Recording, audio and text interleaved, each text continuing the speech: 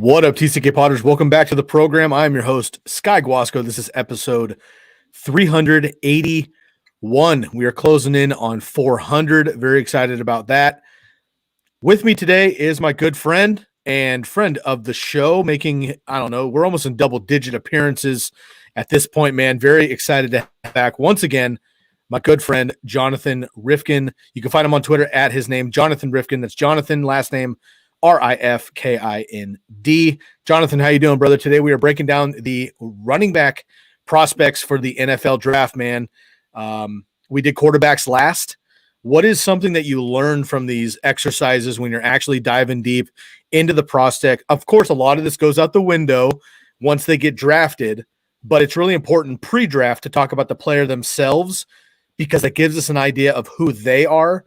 Then once we dissect where they landed, now we talk about what it actually means for this player with their opportunity, where they landed, fantasy, whatever, about 2 weeks. But now we get to dissect the actual players themselves before they land coming out of college. What is something that you learned from these exercises yourselves? To never get too excited or too disappointed before the fact.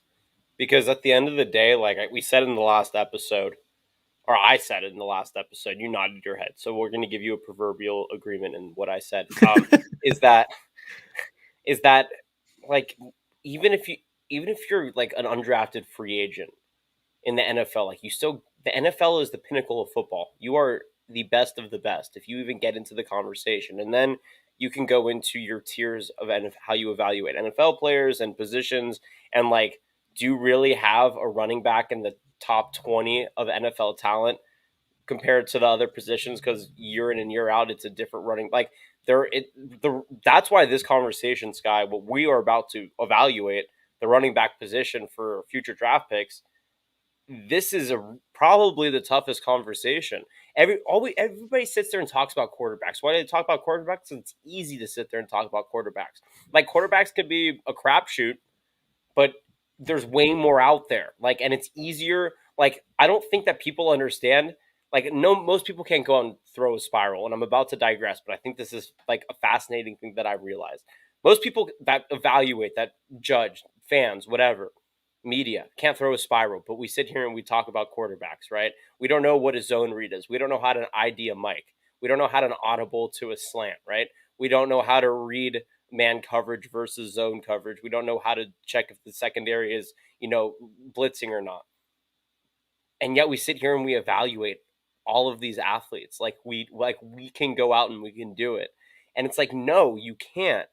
In the running back position, I think it's underappreciated because the value of a running back seems to be deteriorating every single year as offense, like as passing becomes more prevalent, as receiving touchdowns become inflated.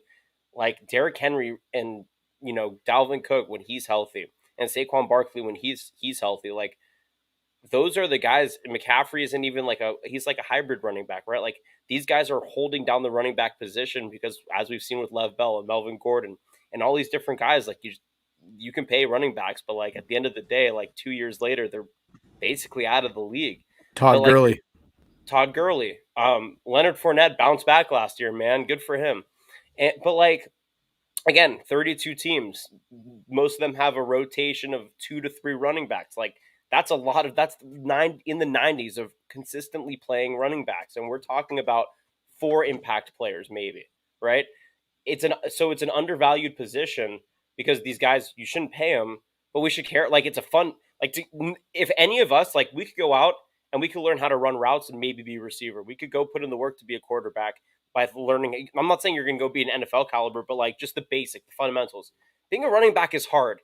Like these guys, Najee Harris out of Alabama took some of the most insane hits and stayed up and was able to yard after contact, right? Like hits that he bounced off of and ran 15 yards after the fact, I would have died from, right? You and I would have physically, we would probably have not have survived. Like you have to be the biggest and the baddest of any of the offensive positions, maybe center otherwise, because you have to deal with snapping the ball and stopping the guy running at you in front of you. But like otherwise, running backs, like these guys are true animals. And I appreciate rookie running backs because I don't know. I think that we have a lot of hope for running backs when they come into the league, and then it just diminishes as the careers move forward. And like I said, they're just few and far between. That was like a 5-minute answer to what I learned, but that's what I learned. It's just an interesting perspective too, because I agree with you, and I'm constantly on the other side of the fence of this whole like running backs don't matter thing. Like I know what people are trying to say, and I know it's the flashy thing to say, but that's such bullshit, and it frustrates me because yes, there could be 2 or 3 guys like the 49ers scheme. Most NFL running backs could go to the 49ers and rush for 120 yards and 3 touchdowns the first game because that's what the scheme is. That's what the offensive line does. That's what Shanahan develops. Any running back could do that, quote unquote. But to be a difference maker, as you mentioned, is such a different animal. And even within the 49ers, you have Raheem Mostert, who is the fastest running back from last year, at least. Jeff Wilson, who's a journeyman, but still very productive. And now they bring in Wayne Gallman, who stepped up only because arguably the best running back in football went down 2 years in a row in Saquon Barkley, and he did pretty well. So, yes, they're interchangeable. Yes, they're not as bona fide as a single quarterback or a defensive end, as we know, an offensive tackle. We get it. But, man, I think they've been so devalued. And because the market has plummeted on these guys, they're not getting paid what I think they should because of the number of runs they actually use, the amount of opportunity that they're accounted for. And I agree with you that it's just been kind of flipped backwards where, look, when I was growing up, at least, right, in the 90s, I mean, Barry Sanders, Emmitt Smith, your boy Corey Dillon, Frank Gore behind me, obviously Earl Campbell back in the day. These guys, Terrell Davis, these guys were taking, 30 totes a game. You know what I'm saying? They were the most prized Right. position of football because the offense is running through them. Now it's a passing league. So it's quarterback first, high profile wide receiver. It's like teams would almost rather have, Jones on the team than 2 Derrick Henrys because they don't need 2 Derrick Henrys. You know what I mean? And I think that's just, it's such an interesting perspective. So we'll see how many of these rookie running backs pan out to be difference makers at the next level, because we talk about 20 guys every single draft class, and 3 or 4 of them are actually that guy. Last year's draft class, and famously recently the 2017 draft class, was absolutely phenomenal. But last year's draft class was also very good. Cam Akers, DeAndre Swift, Jonathan Taylor, J.K. Dobbins, James Robinson, who nobody even talked about coming in, a number of these other guys who came on late as well. And then Joshua Kelly, who a lot of people were talking about, didn't really do anything. So it's interesting to see what happens. So I'm excited to talk about. There you go. I'm excited to podcast a year ago. Well, because you have the inside scoop on not only the Pac-12, but then he, goes to the Chargers, and that's your local squad as well. So this, by the way, is a terrible setup for my sleeper pick in this year's draft. A terrible setup. So I'll call back to this moment later on. Fair enough. Well, we are getting into the rookie breakdowns and profiles for the running backs coming in to the 2021 draft class coming up next week. I have my good man, Jonathan Rifkind, fellow co-host on the RDL show, Ryan D. Leaf Show, with the one and only Ryan Leaf. You can find us on Monday, Wednesday, Friday, 12:30 to 1:30 live on YouTube. Tune in, hop in the comments. Ryan is very open to answering follower questions. Jonathan and I handle back-end production and co-host simultaneously. We have a lot of fun on that, and I'm always blessed to have Jonathan on for our draft previews each season. We already did the quarterbacks. If you haven't followed that episode yet, tune it back 1 to 380. Catch the quarterbacks coming up next, wide receivers, tight ends as well. Without any further ado, man, let's jump right into this. As we did with the quarterbacks, we're going to break down the top, 3, 4, 5 main guys one by one, and then we're going to kind of clump in the rest of these running backs and just kind of cherry pick through the rest of them here. We're giving overall kind of draft profiles, how we feel about the guys, and fantasy outlook as well. But a lot of the fantasy content specific is going to come after the NFL draft, because we always say it on the podcast, where they land is such a big deal, right? If somehow Najee Harris, I don't think this will happen, obviously. If Najee Harris ends up in Carolina, okay, or New York Giants, or on Tennessee, he's all of a sudden not Najee Harris. He's a backup running back on third downs. But if he goes to Pittsburgh or Atlanta, or a team that needs that bona fide number one running back, guess what? He's all of a sudden a first-round draft pick in fantasy football circles. So that's all going to change next week. Okay, brother, let's start with Najee Harris. In NFL circles, pretty much the bona fide number one across the board. Fantasy circles, maybe not, depending on the skill set and the landing position. But let's start with Najee Harris out of Alabama. Easily the biggest running back in this draft class, 6'2", 230. I'll go to you first, and I've got a couple other nuggets as well. How do you feel about the big man Najee Harris out of Alabama? He is the best pure running back in this draft, I think, is the easiest way to say that. By the way, he's from your neck of the woods, Antioch, California. Went to Antioch High School, which I believe is is it in Central Valley or is it up NorCal? You're muted. You're good. No, it's like East Bay. East Bay? Okay, yes. He's actually they play De La Salle every year as well. Oh yeah, and they get rocked, and then they go and play Liberty, and that's a better game. I was reading De La Salle's current alumni in the NFL the couple nights ago. It's insane. Anyways, I digress. Najee Harris, between the tackles, between the hashes, best runner in this class. Like I said, like this guy takes big hits, and his yards after contact are off the charts. 30 touchdowns as a senior. And I really think that when you look at, I mean, he just reminds me of Derrick Henry. He really just reminds me of, he was used like Derrick Henry. He was used in an offense that was throwing the ball like 1.5 times more than the offense that Derrick Henry was in, and being just as effective. Like I mentioned last episode that Mac Jones was number 1 or 2 in every statistical category throwing the ball. And now you have Najee Harris, who's the best running back in the class. Yep. And you can make an argument, and I know that people have Jamar Chase as the number 1 wide receivers, that they had the top wide receiver also, and we'll get there in the next episode. But, yeah, I love Najee Harris. God, I hope he ends up in Miami. For his sake, for everybody's sake, because when Tua's out there and he throws his 3rd pick in a row, and they need to just start ground and pounding, and they need to get some momentum offensively. Like this team had Myles Gaskin at the top of their depth chart, I think, and then he got injured. They had 2 Washington Huskies at the top of their rotation, Salvin Ahmed and Myles Gaskin. And Matt Breida for a while, who played well also. I mean, they have a good rushing offense in a run-heavy scheme. But that should be fine. Is the best of all of those runners. I agree, and I think that he could be a player to offset the nervousness that comes with Tua Tagovailoa. Like, you know what you're getting out of Harris, and you know what he's capable of.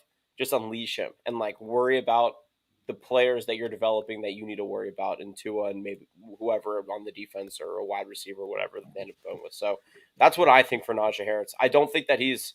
I'll elaborate as we move on here. But I don't think he's the best running back as a fantasy prospect for this year's draft. We'll see. Again, landing spot matters. If he goes to Miami, he's going to be much more of a ground and pounder. If he ends up in Atlanta or Pittsburgh and he's a 3-down guy, then he'll be catching the ball as well. And obviously that matters most, and he'll be able to get that work. If he gets work like Zeke Elliott or Saquon Barkley, then he could be top 5 for sure. Yep. If he's only getting carries for the most part, like Derrick Henry, he has to be Derrick Henry to be top 5 or 6, which obviously is almost impossible. 30 touchdowns as a senior, as you mentioned, 57 total touchdowns in SEC history, tied with Tim Tebow. And for the new kids on the block, Tim Tebow is a quarterback, ladies and gentlemen, rushing and passing the ball, and Najee Harris passed him up for the most scrimmage touchdowns in SEC history. Absolutely phenomenal. Biggest back of the class, as I mentioned, 6'2", 230. Doak Walker Award for the best running back in the nation. Nothing you can really say negatively for Najee Harris. The only knock on him is that he doesn't have quote-unquote long speed. Yeah, well, Derrick Henry didn't either. But here's the deal. If a safety or a quarterback is much faster than Derrick Henry and chases him down, they still have to tackle him, which if you've watched any highlights in the last 4 years, doesn't happen one-on-one. If Najee Harris gets a stiff arm and a high step, look up his highlights. You see him hurdling guys every other game. He's hurdling guys for a touchdown, which is so pretty. Najee Harris is special. I agree with you. He could have come out last year as a top prospect. The next guy on the list, Travis Etienne, could have come out last year as a top prospect. They both decided to come back to school. National championship for Najee Harris, absolutely bona fide number one. We'll see about fantasy football and landing spot, but I absolutely love Najee Harris out of Alabama. Let's go to number two here. Travis Etienne out of Clemson, 5'10", 205, most scrimmage yards in ACC history with 6,107 yards in his Clemson career. That's 700 more scrimmage yards, 700 more scrimmage yards than Dalvin Cook at Florida State from 2014 to 16. Etienne did play one extra season, but it was the weird COVID season and whatever. Nonetheless, overall in his career, 700 more yards than Dalvin Cook, most in ACC history for Travis Etienne. He's been absolutely on fire his entire time at Clemson. 3 down back, great pass catcher, long speed, elusive, totally different running back than Najee Harris. But for people that have Travis Etienne over Najee Harris, I'm definitely not going to complain about that. I have Travis Etienne over Najee Harris. Not as an NFL pick, but as a fantasy pick. This guy, I think he reminds me more of Austin Eckler than of Christian McCaffrey. McCaffrey's a tad bigger and a bit more dynamic, but the way that they're being used, this guy's Austin Eckler. Like, look at Austin Eckler, right? They're both 205 pounds. They're both 5'10". Etienne is going to be a pass catcher, probably predominantly. He's more of a hybrid running back, but you can rely on him. If you need to get some yards back on a 2nd and 12 or 2nd and 15, you run a draw. You can run RPOs with him. I think that's his biggest thing, is that you can rely on him in the RPO. And that's a big deal for quarterbacks who need some space in the pocket. They need to free up a wide receiver. They need to change the flow of the offense moving downfield. So I think Etienne brings another level to the offense in terms of just what you can do with, a flexible, dynamic running back. Not a great blocker. Really not a great blocker. That's the biggest thing for him.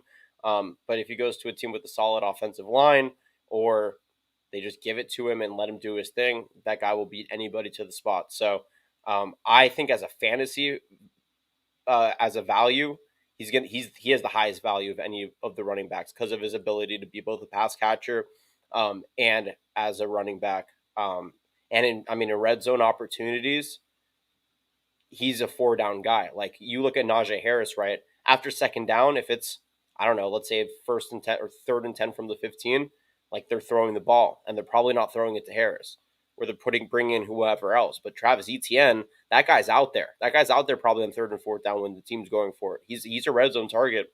And that to me holds more value. So I love Etienne. I think that he might honestly be one in a PPR, probably maybe even like a top 10, depending on where he goes, a top 10, maybe even a top 12 back to start off next season. That might be like high praise, but that's truthfully how I feel about him. I just think that he's fantastic. And again, in an offense where Trevor Lawrence was throwing the football 40, 45 times a game. So that's how successful he was. Yep. And you're talking redraft, of course. Dynasty with rookie drafts, he's going to be top 3-5 pick, depending on your format and stuff. But in redraft, even if he lands on, again, Steelers, Dolphins, Falcons. There's a couple other teams, I guess, but those are the three. Jets and Texans. Jets and Texans, sure. Texans, I will stay away from no, thank you. But Jets, I get it. They draft him. No, I know, but I'm saying for fantasy, that's not what I want. And even the Jets, with a rookie quarterback, like, maybe new head coach. Like, we'll see. It's the 49er team, so it'll probably be successful, but we'll see what happens. Who's Arizona's starter now? They just lost Drake, didn't they? Yeah, Drake's gone, but they have Chase Edmonds, but they just brought in James Conner as well, who, look. Yes, they did sign James Conner. Which, again, those two guys, they might draft a running back, but they're not going to get one of the top dudes. They'll get a day 3 guy just for depth, Anyway, the Falcons, the Dolphins, and the Pittsburgh Steelers are really the places we want for fantasy for the top running backs to go. And look, it's high praise. Obviously, you mentioned Austin Eckler. I think that's a nice mention for Travis Etienne. If you climb the ladder a little bit more, I think the absolute ceiling would be a running back like Alvin Kamara, which obviously is cream of the crop, but similar type running backs, very smooth, very fast, great pass catching ability. And if he runs into an offense like Pittsburgh that likes, I mean, think of D'Angelo Williams back in the day, then Le'Veon Bell, then James Conner, right? And you've had Benny Snell and all these other random guys. When those guys get hurt, Mike Tomlin wants a 3-down back. If it's Najee Harris or Travis Etienne, they're going to use them the exact same, in my opinion. So I think that's a great landing spot regardless. All right, Najee Harris, Travis Etienne. Let's talk about the North Carolina Tar Heel duo here. Javonte Williams at 5'10", 220, and his teammate Michael Carter, 5'8", 199. Javonte Williams comes in more of the kind of a thunder and lightning situation. So the bigger back kind of runs north and south. He's looking to run over people, but he's definitely elusive. He's more elusive for his size, and I think he gets credit for. Both of these guys were tops in the nation in elusive ratings. Some people, big names in the fantasy industry, have Javonte Williams pre-draft ahead of Travis Etienne because he's bigger, so he's a little bit more on that Najee Harris side, but he can also be elusive and catch the ball. So they're thinking he can pass protect more, which keeps him on the field for NFL teams, therefore leading to more third downs, more opportunity, depending, again, on landing spot. Michael Carter, his teammate, much smaller, 5'8", 200 pounds, but shifty and extremely, extremely elusive, similar to Travis Etienne as well. So Najee Harris is kind of that bona fide number one in most circles. After that, though, Travis Etienne, Michael Carter, Javonte Williams, I think is a rotating door depending on who you talk about in the fantasy and the NFL scheme with these three running backs. So, Jonathan, let's pair these two guys, Javonte Williams and Michael Carter from North Carolina. I mean, in terms of value, like in terms of just raw talent, Williams is far and away the better running back. I think it's cool that they both came out of Mac Brown and Sam Howell and the UNC offense that's going to be outputting a lot of future NFL players, starting really this year with these two guys. I love my man De'Ami Brown, which we'll get to later on as well. There you go. And next year, Sam Howell's going to be in the top two, top three. He's number one on some draft boards for 2022. I love UNC. I really do. Going back to the running backs, Javonte Williams, Michael Carter. So, I don't know. Williams, dude, the guy's 220. Like, he's 5'10". He's the same size as Travis Etienne in terms of height. And he's 10 pounds lighter. He's probably going to put on weight over the course of the offseason. These guys bulk up. He's probably going to be about the same weight, about 230, the same as Najee Harris. Like, this guy's kind of like a fullback. And he kind of reminds me of C.J. Anderson. There we go. I almost said Henderson. I don't know why. C.J. Anderson, just sort of this guy, again, in between the tackles.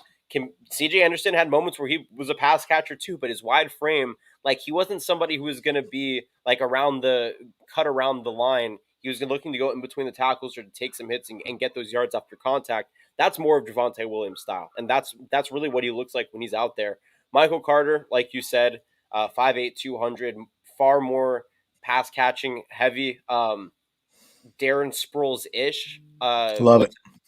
Who's the come on, West Virginia, played on the Rams. Tavon Austin. Oh, I thought you were talking about Steve Slayton for a second. I was like, yo. No, I'm not that old. No. There's a nice throwback. No, I was Tavon Austin was the other comp I was thinking of. Tavon Austin might have been even smaller. He might have been like 5'6", 5'7". But that's who I see Michael Carter more resembling in my comps. And, to be honest, there's not an abundance, but like there's consistently guys like a Williams or like a Carter. So do they bring anything like that stands out that we probably haven't seen before or we don't currently have in the league? No. Do they bring anything extra that Etienne and Harris have? Probably not. But if they end up in a good situation, they can be contributors. And I think that that's the biggest thing to watch for with these guys is, like you said, it matters for all of these athletes where they're drafted. But specifically for Williams and Carter, like their usage rate will be solely dependent on what team and what situation that they're in. So, like I said, just safe talents to go with. They're going to get their opportunities. It just depends on how they're utilized in the offensive schemes. I do like both of them. Different skill sets. Again, one of them is looking to run you over. The other one's looking to run around you. We'll see what happens at the next level. But I do think that both Javonte Williams and Michael Carter bring something to the NFL level that teams can work with. Right? I mean, there have been shorter running backs, but short running backs and even lighter weight at 200. I mean, look, 5'8", 200 is still thick. 200 pounds in general is not very big, but when you're 5'8" and you're putting 200 pounds into a 5'8" frame, that's a thick body, and those guys are able to hopefully stay durable. And look, quick feet in the hole, being able to escape and get out of places. There's a lot of short running backs who have been extremely effective and durable in the NFL because they're harder to tackle, they're harder to get a big hit on. And Michael Carter is extremely elusive and shifty, and I think that's going to benefit him. And again, Javonte Williams, C.J. Anderson's a nice comp, and he's not a sexy pick or a name that you think like, oh, I want that guy. But you're right. I mean, with the Panthers, with the Rams, he took over for Todd Gurley, and the Rams didn't miss a step all the way to the Super Bowl. Right. I mean, C.J. Anderson had a very solid career. Broncos as well with Peyton Manning. I mean, he played very, very well as kind of a thicker running back looking to run over, and did have some pass catching chops, which both Williams and Carter have as well. All right, Jonathan, let's talk about the Jersey Jungle first, and then we will start cherry picking some of these other running backs here. So we give a shout out on the podcast constantly to the Jersey Jungle. You can find them on Instagram at the Jersey Jungle, on Instagram. You can use the TCK promo code for 10% off of 1 or 2 jerseys, 15% off of 3 jerseys.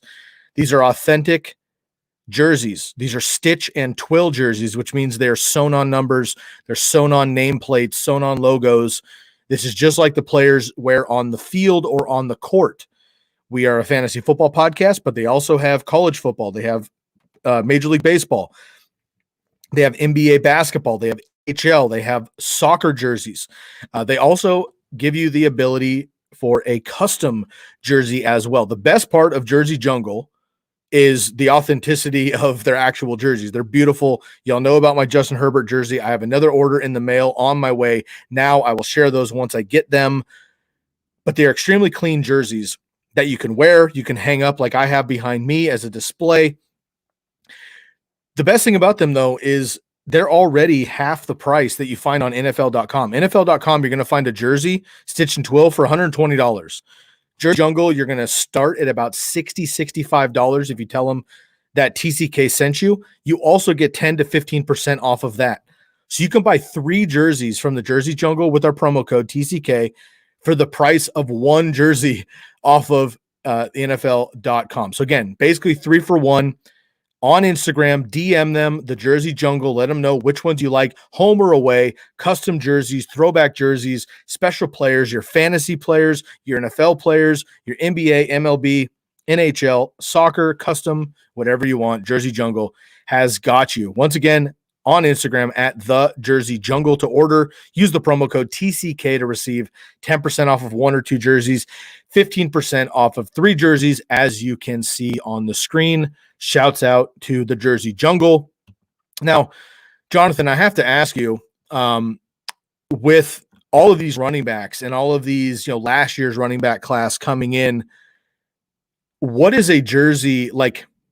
Think of one of your favorite college players, college running backs, got drafted into the NFL, either on your team or elsewhere, but you kind of still want the college jersey, because the college jersey is when you really fell in love with the player. Who's an NFL player currently that you would love to have the college jersey of? I'm on the fence, but probably Reggie Bush. Nice. Okay, so Reggie Bush at USC, obviously a little controversy, so you got to be careful there. Oh, But I I never hear what you're avoid saying. controversy though, so I'm okay with. I never want to shy away from it. I love the argument and the art of controversy. So I'm willing to bite the bullet on that, because no matter what logistics went into place to keep him at USC, none of that went into how he played on the field. Like, truthfully, and I remember the first games I could remember actually retaining college football when Reggie Bush was the running back at USC, right? It was the Reggie Bush era and Mark Sanchez, and then right after Shout out you to had Lendale White too. Lendale White. I mean, Marcus Allen was a big USC Trojan. I mean, my dad was Yeah. a Trojan, and I grew up Robert Woods and Juju. Yeah. I mean, Robert Woods, Juju, Carson Palmer. I mean, the list goes on and on. Sam Darnold, John David Booty, ironically, who's the quarterback for USC when I was like the heyday when I was of my Trojan fandom. He like didn't end up becoming anything. I think he got like a practice squad gig for like a year after going to USC. Like he went undrafted after 3 years at USC, and and that was when he was throwing footballs to Marquise Lee and like those guys, guys that another guy who didn't pan out or isn't panning out. I don't know if he's still in the NFL, but it was currently in the NFL. But he ended up interviewing at a real estate firm in LA for one of the like a family friend of mine, and they're like, yeah, this USC quarterback came in and interviewed. And I was like, Nice. oh yeah, who? John? They're like John David Booty. I'm like, oh, that's cool. Like, guy was like a stud at USC when I was growing up. Like, I had a John David Booty jersey, and he's like, yeah, but he was well underqualified, so we didn't give him the job. And I was like, damn, I guess he's like at all of us now. And that's my story of USC and John David Booty. But yeah, Reggie Bush USC jersey. And I'll fight to the death for it. It's okay. I love it, man. I loved Dalvin Cook at Florida State coming out, man. He was absolutely, and talk about game-changing running backs. Oh, Reggie Bush was fucking unbelievable. Dalvin Cook too, though, at Florida State. I absolutely loved there. So, and a couple, shouts out to some of our Ducks. You and I both Oregon Ducks. LaMichael James. I mean, James, unfortunately, yeah. a lot of these guys didn't pan out in the NFL. LeGarrette Blount had a great career, 3 Super Bowl rings. Jay Stu.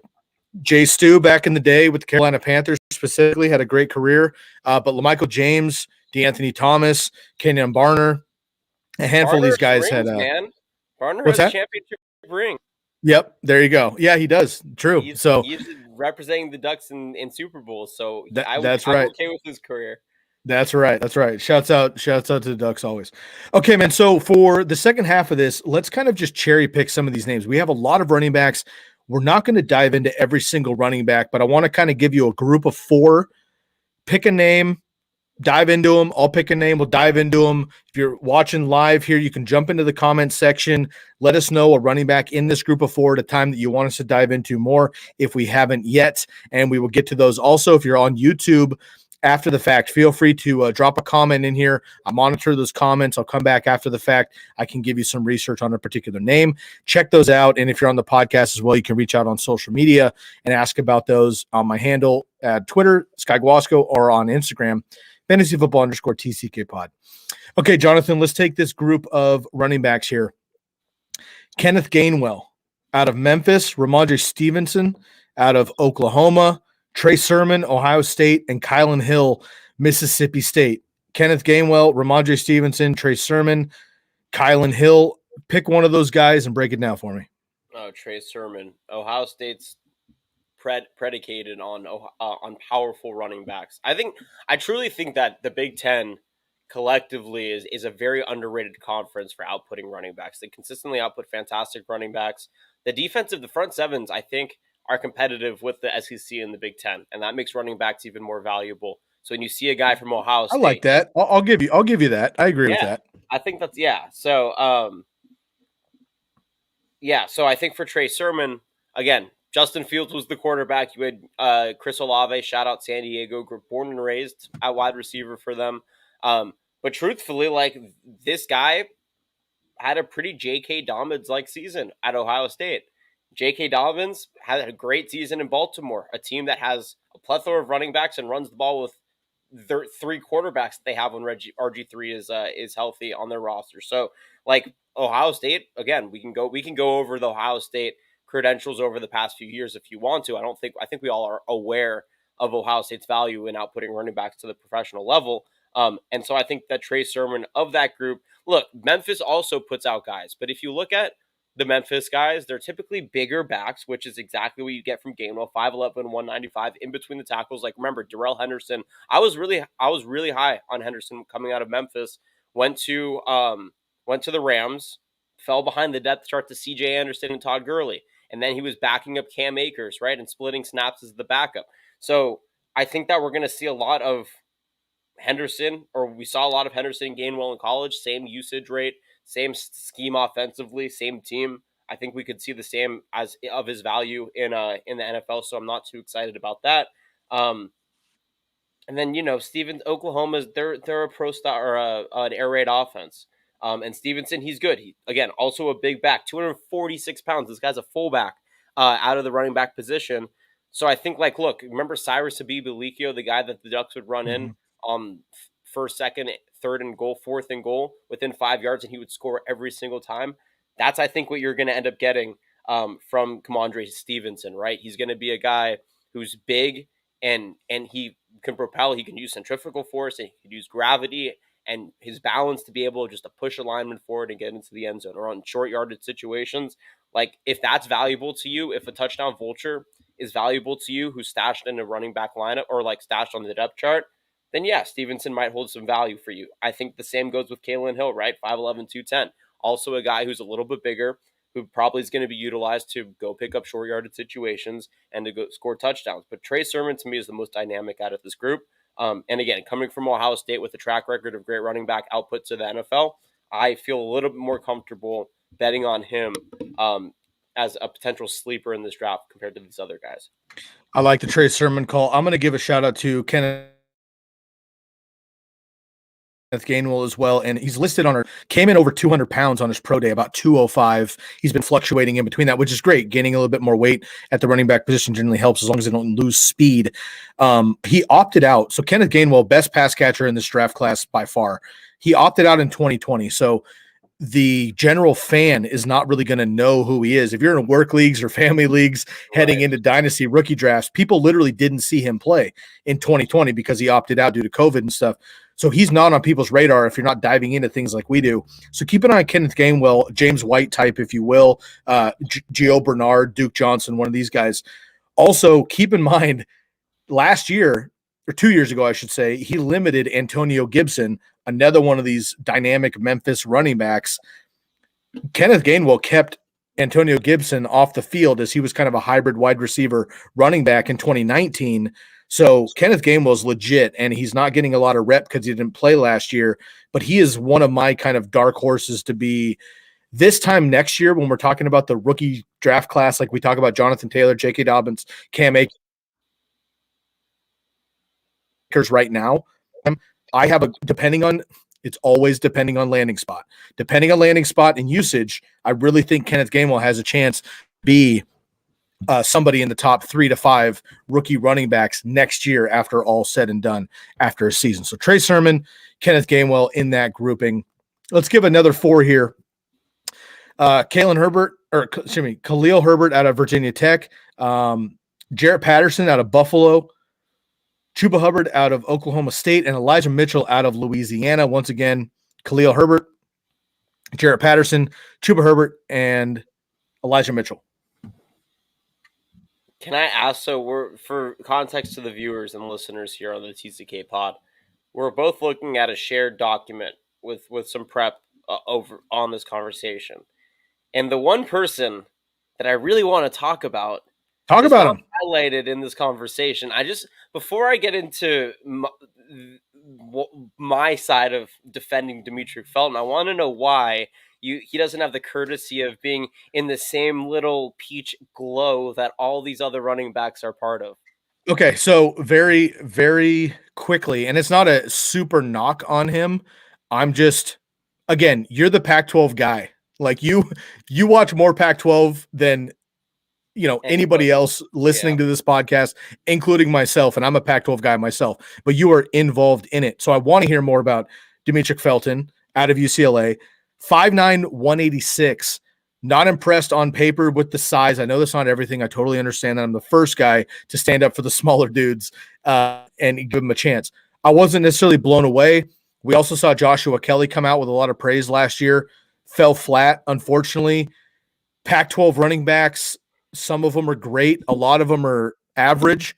And UCLA just straight up didn't impress me that much last year overall as a squad. when I watch games. And just the reality is we have 30 running backs, and I didn't want to have time to talk about everybody. However, if you want to speak about a specific guy, let's talk about him. Demetric Felton, UCLA. Go ahead. Yeah, I love Demetric Felton. Look, Joshua Kelly's different running back. And I was incorrectly high on him. Fine. I think that I gained my credibility back by being the first person right about Justin Herbert. We have those receipts. But Demetric Felton, Big Brandon Ayuk and Michael Pittman guy last year as well. So I'll give you those also. I think I was also Zach Moss until he got injured was also very much in the rotation with Singletary and Buffalo, and I was high on Zach Moss too. Oh no, I had way more wins than losses during last year's draft. I promise you that. I was just looking back at the list too. I'm like, wow, I was right about most of these guys. It was fantastic. Yeah. Like Schefter better watch out. Okay, so you say that you're unimpressed with UCLA. I was really impressed with UCLA. Like this was not a team, especially when Dorian Thompson-Robinson, their quarterback, went down, that we thought was going to be competitive. They beat Arizona State. They almost beat Oregon at Oregon with their backup quarterback, Griffin. I want to say Griffin West. I know his first name's Griffin, but I forgot his last name. Regardless, backup quarterback, freshman, and almost big win against Arizona State. Beat Arizona. Almost beat USC. Lost on the last play of the game because USC had 6 of their 8 wins on the last play of the game, or 7 wins on the last play of the game. Almost beat Oregon. Like UCLA was really impressive to me.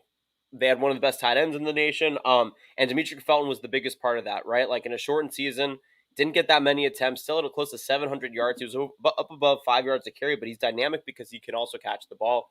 And he's just like, when you talk about a cunning running back, like this guy's as elusive as they come. So I know that you aren't impressed with the size. And I know that UCLA has a bad taste in the back of your mouth. But I think that Demetric Felton, compared to the guys above him on the board, truthfully, like I don't think Khalil Herbert out of Virginia Tech, he's 5'9", right? But he's 212. I think Felton will put on weight. Maybe Herbert will too, but we don't know. Like his value is very similar to Felton right now because they play similarly. Jared Patterson, this guy is a friggin' beast. Like honestly, Patterson, Hubbard. That's my guy from this group. Jared Patterson's my guy. Well, to be honest with you, like outside of the top 3, Harris, Etienne, and Williams, like maybe Carter, like Jamar Jefferson, who's all the way at the bottom of the board, Chuba Hubbard, and Jarrett Patterson all could be like the next guys up. Like they all could be a rotation of 4, 5, 6, and 7. Like that's how good these guys have been in college, but because of their various situations, they don't find themselves that high up on these draft boards, right? Like Chuba Hubbard was literally a Heisman contender in the first 4 weeks of the conversation. He was the Kyle Trask of running backs. Like everybody was talking about him. And then all of a sudden, like we're not talking about Oklahoma State was good too. They had Shane Illingworth, the 3rd string quarterback, coming in and taking down teams. But Jared Patterson played at Buffalo, right? He had an 8 touchdown game against Kent State. And he had 53 touchdowns over his 3 years. Like this guy was a monster, but he played for Buffalo, right? He's not going to get the benefit of the doubt. But there are so many running backs in the NFL that in the right system come from these certain situations and are that good, right? Alvin Kamara is a great example of that. And Demetric Felton, if you go back and you listen to people who have watched during the games, Demetric Felton play, right? And a great example is Greg McElroy doing color for Pac-12 games for ESPN this year. Consistently compared Demetric Felton to Alvin Kamara. Consistently. And that's why like I like that comparison. And to hear professionals like who go out and call NFL games and do their own coverage, like this is a guy in Louisiana comparing a guy from Temecula, California, which is, 60 miles north of me, he's comparing him to Alvin Kamara. So I don't know. That's my thing on my spiel on this like group of running backs. Is honestly I like it. There are better names out there than what meets the eye with the rankings of these. I like it, and I appreciate you calling out a name here that I just straight up disagree. I don't have a 10-minute rebuttal to shut everything down because it's not like that. And here's the deal, Jonathan. You know this personally, but you are somebody in the industry, and I use the industry super lightly because you're not just a fantasy guy. You're not just a color, commentator. You're not just you do it all, really. And I appreciate your outlook on a lot of things, especially Pac-12 specific stuff, because you literally work within the Pac-12 scheme of things. So this just tells me I need to take a deeper dive on Demetric Felton. That's it. I'm going to leave it there. Fair I'm going to enough. give you this one. I'll do some more homework. We'll come at it. You already mentioned Jared Patterson for me. I just want to give a shout out to him again, out of a smaller school, Buffalo. You mentioned it, 53 touchdowns in 3 years. Obviously, very run heavy offense, but absolute, animal. And again, 5'9", 200 pounds. He'll find some positioning. The NFL is primarily a 2 or 3 team, running back by committee, as you know now. So I think he's not going to be the number 1, but I think he could be a great number 2 and a change of pace running back there. So I agree. Also, Chuba Hubbard, you had mentioned a little bit, and Elijah Mitchell. I'm not going to talk about him that much here. He's Dweez's guy, our other co-host, of course, on the TCK pod. Dweez Nuts, you can find him on Twitter. He is a huge Elijah Mitchell fan out of Louisiana. He's mentioned him multiple times on other episodes here as kind of his dark horse guy. So I'm going to let Dwayne take Elijah Mitchell. But again, we're getting in that middle crop, back of the crop here, so some deeper names. We do have one more or two more grips of guys to get into, but before we get out of here, I do want to give another shout out to a brand new sponsor of the podcast. I want to give a shout out here to Bomb Banana. Bomb Banana is a new podcast sponsor here. Shouts out to our good friends from the University of Michigan. Fun fact, I've mentioned it multiple times on the podcast, but I actually wanted to go to the University of Michigan as a kid. It didn't work out that way. I ended up moving to Oregon and going to U of O instead. But when I was a kid, my dream was to play Michigan Wolverine football. I have receipts of that, of some podcast I did when I was like 9 years old, I promise.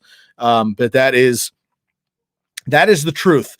These guys, group of buddies out of the University of Michigan here, started a hot sauce company here that is banana based, not banana flavored, banana based hot sauce called Bomb Banana. Their sauce is an absolute must have for any draft day or watch party. We have the NFL draft coming up. We have fantasy drafts coming up. You can put it on pizza, nachos, wings, any of the dips. It'll definitely spice up and give extra flavor to those dishes. They have sweet heat and the chili based combo that provides truly delicious restaurant quality flavor. They also have the Muy Muy style, which is the red bottle here that'll pop up on the screen. That is a little bit hotter if you're into the spicy realm of things. We're very excited to officially be a part of Bomba Nation.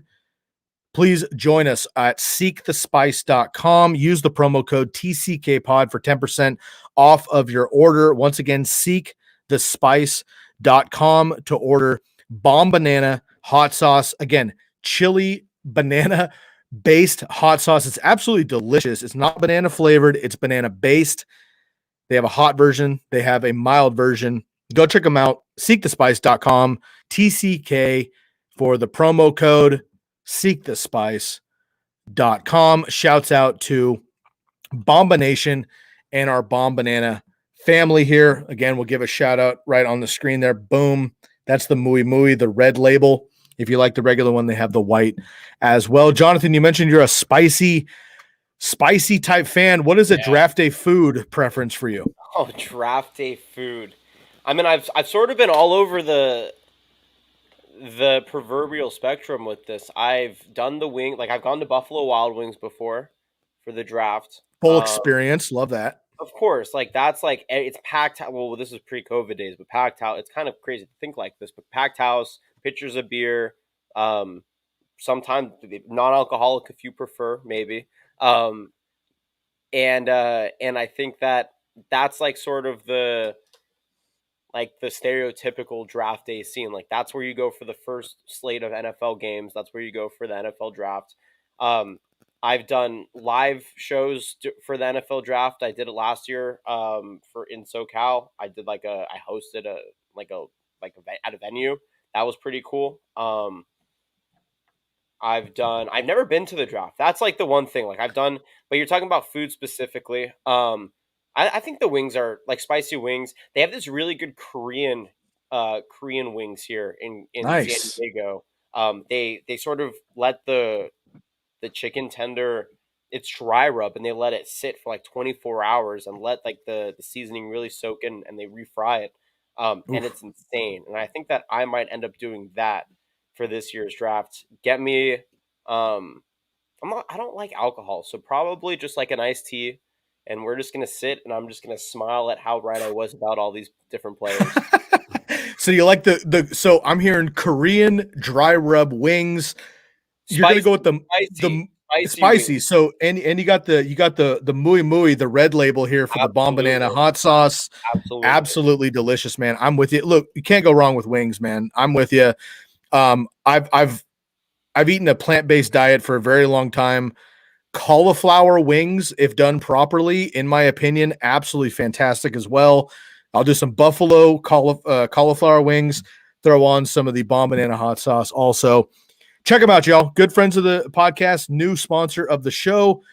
10% off of your order here. Seekthespice.com, promo code TCK pod. Shouts out Bomb Banana. All right, Jonathan, we got maybe one more grip of guys here that I wanted to get through. Some deeper names. Again, we're talking, these are like dynasty names.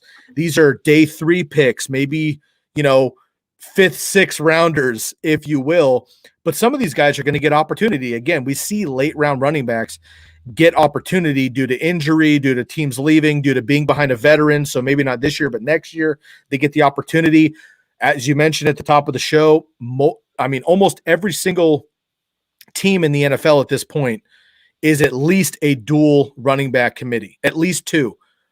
Some of them are 3. Some of them are 4, like New England, San Francisco. I mean, whoever's out there, they're going to throw fresh bodies. These guys are going to get work eventually. Let's talk about Larry Roundtree, the third out of Missouri. Puka Williams, your boy, Puka Williams Jr. out of Kansas. Jamar Jefferson up the street from me over here in Oregon State for the Beavs. And I'm going to throw in a deeper name as well, Josh Johnson, University of Louisiana, Monroe. So again, some deeper names. Listeners may not be familiar with these guys. Larry Roundtree, Puka Williams, Jamar Jefferson, and Josh Johnson. Jamar Jefferson is my favorite of, first of all, Pac-12 bias, fine. However, he also went to Redondo Union High School in Los Angeles, so I have to show my love for him Southern there. Cal bias, fine. Perfect. What's worse? What's more apparent, my SoCal bias or my Pac-12 bias? Certainly not my Oregon State bias because I went to the rival school. But Yep. Puka Williams is my favorite name in the draft. I always go with a guy with a good name. Like anytime course. that they're and you know what I've learned that the running backs are always the guys with the best names, and the guys with the best names typically run the best. There's a guy here in San Diego named Perfect Land, and he's one of the best runners in the section. Like Perfect Love that. Land. What a call to make Perfect Land with the handoff. Like fantastic. But Puka Williams, like this guy's a little bit more dynamic, more of a pass catcher. Jamar Jefferson's in between the tackles. Pac-12, all Pac-12 rusher, like broke multiple running records. The problem is, this sort of goes back to the Pac-12 perspective here is why is Jamar Jefferson at the end? Like this guy isn't even drafted on some 3-round draft boards, right? Experts who watch this stuff and pay attention. And I think Royce Williams is one of the Royce Freeman, excuse me. Royce Williams is not a person. Royce Freeman is one of the better examples of why somebody like Jamar Jefferson is so low down, right? Royce Freeman was an all Pac-12 runner at Oregon, Dominant. broke all of the rushing records. He led the nation in rushing touchdowns, and he was a 3rd-round pick, and now he's the 3rd-string quarterback for the Denver Broncos at this point. Like this guy just I think that he's the perfect example of why big-time names in the Pac-12 may not necessarily be indicative of dominance at the NFL level. And a reason that some people might not be interested in Demetric Felton out of UCLA. Okay, but on the other side of that, there are guys like Zach Moss, who was very much like Demetric Felton in Out of college, Utah, sure. right? And Zach Moss Yeah. did not have the same career as aesthetically as Jamar Jefferson, right?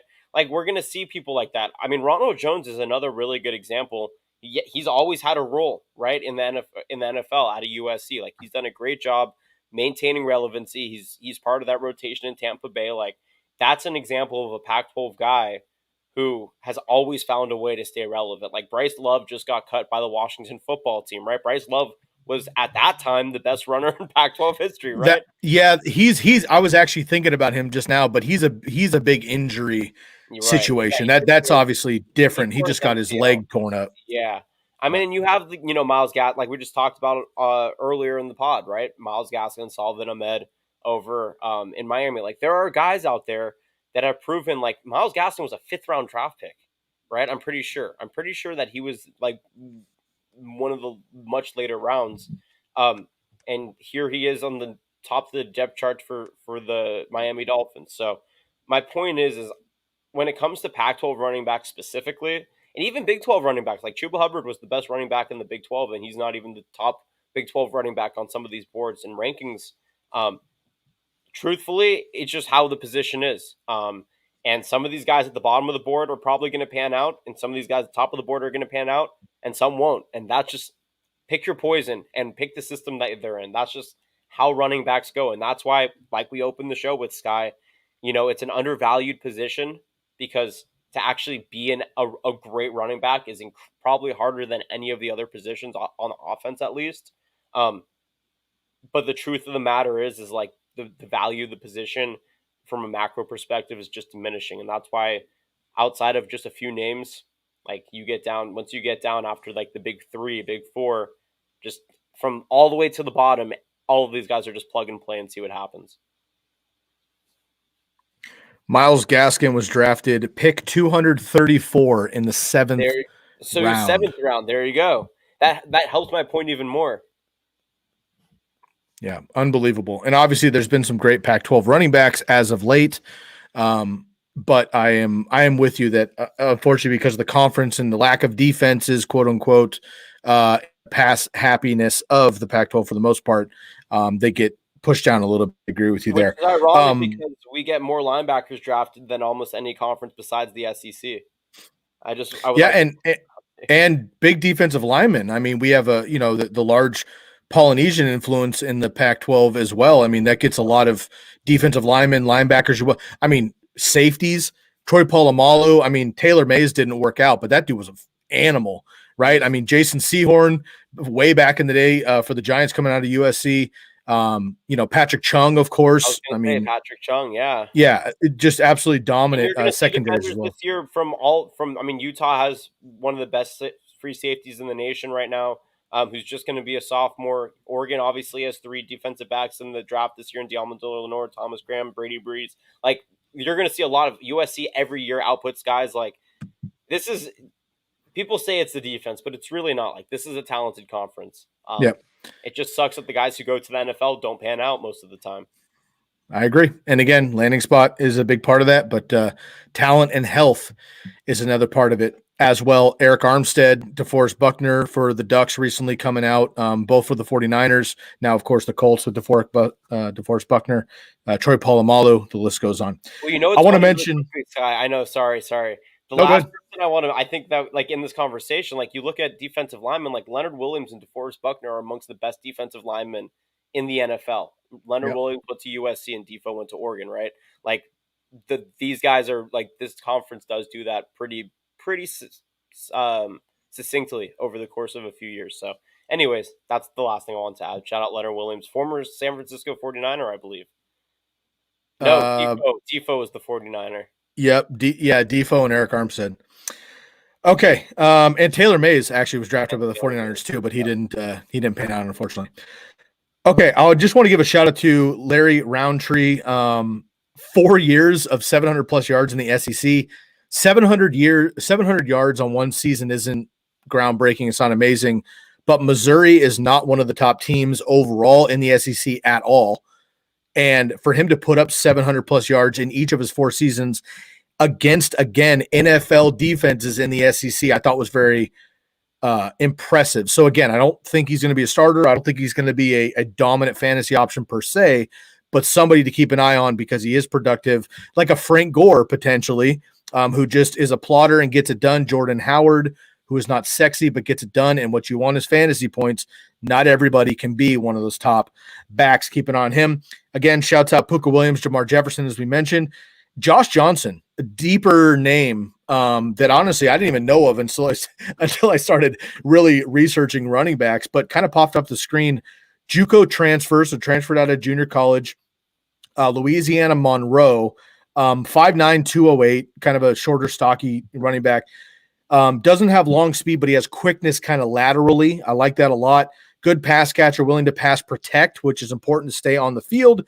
Reminds me of a healthy Jay Ajayi, who has 200-yard games in his career before knee injuries, and a Duke Johnson. Again, not a game-breaking talent, but a guy who could catch 4, 5, 6 passes a game, get 3, 4, 5 carries, and potentially turn one big. Gio Bernard, again, Duke Johnson, Tariq Cohen, one of those smaller pass-catching types. Keep an eye on him in deeper PPR leagues. Okay, Jonathan, we got through the running backs as well. Of course, we mentioned the big 4 or 5 guys and then kind of cherry-picked. If you're watching on YouTube, please subscribe, of course. Give us a thumbs up, but also let us know these running backs outside the top 4 you like the most and why, and maybe one of the top 4 running backs we mentioned that maybe you're not as high on, and give us a reason why. If you're in the podcast, please leave us a rate and review anywhere you're listening to your podcast. And also, please follow my brother, Jonathan Rifkind, on Twitter at Jonathan Rifkind, his name, last name, Rifkind. He also has live streams of his game broadcasts at the high school level. Make sure you check those out as well. Very entertaining, professional, well done. I tune in as often as I can. It's always a great job, man. You do an excellent job. You know that. And catch us on our other network. Jonathan and I co-host and run back-end production for the one and only Ryan Leaf, former Heisman finalist and number 2 NFL pick. Make sure you check us out on the Ryan D. Leaf Show, RDL show, Monday, Wednesday, Friday from 12:30 to 1:30 p.m. Pacific Standard Time. Jump into the comments live on YouTube, and Ryan and us can get with you. We talk all sports, so if you're into more than just football, go ahead and check us out at the RDL show as well. It's always a pleasure, man. Jonathan, thanks so much for jumping off of the running backs. We've done quarterbacks. We've done running backs. We are going to also get into wide receivers and tight ends. Stay tuned right here on the Candlestick Kids Fantasy Football Podcast, a.k.a. TCK Pod. Find me on Twitter at Sky Guasco, Instagram Fantasy Football _TCK Pod, on TikTok and Facebook as well. Episode 381 in the books. Wide receivers coming up next. For my man, Jonathan Rifkind, I am your host, Sky Guasco, and we are out of here.